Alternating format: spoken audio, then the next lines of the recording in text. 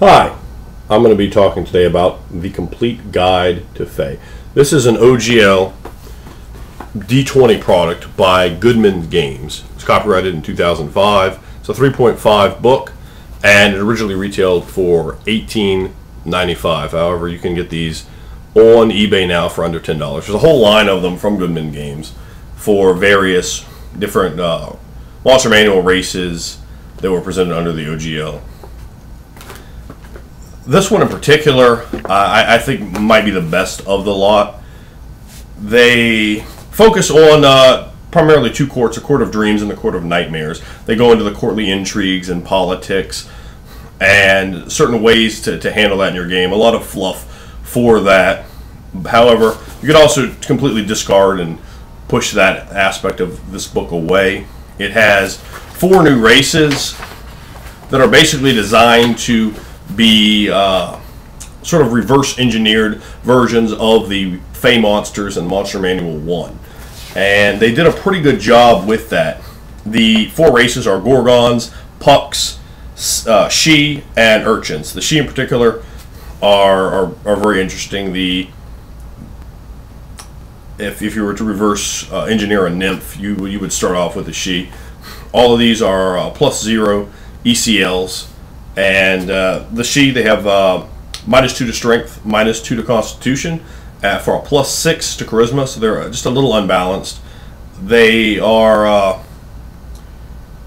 an interesting race. Some of the fluff that they present on them basically being the leaders of their courts and so forth.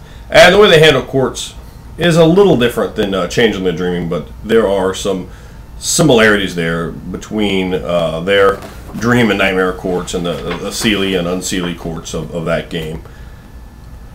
They also have 3 new classes: the Hero, which is vaguely similar to a Bard, and the Empyrean, which is their magic-using class. It sort of combines Druid spells with enchantments. They have Fly on their spell list. They're spontaneous casters, they're Charisma-based casters, and they have 6+ intelligence skills per level, and they also have DR to Cold Iron.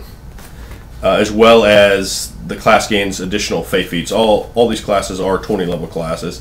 There's a fighter class called the Ruffian, which has the most interesting thing about that class is the creature actually grows in size. You advance to a large size at some point during the character advancement there. It provides 2 prestige classes, the Horde Rider and the Twilight Warlock. I didn't find either of those particularly impressive. The feats in this book, which are predominantly only for Fey creatures, some of them are very powerful and help to mimic and produce the effects of creatures from the Monster Manual 1. They have a feat that gives you your Charisma bonus to armor class. They have a feat that gives you your Charisma bonus equal to all your saving throws, much like a Paladin, to also mimic the Nymph ability.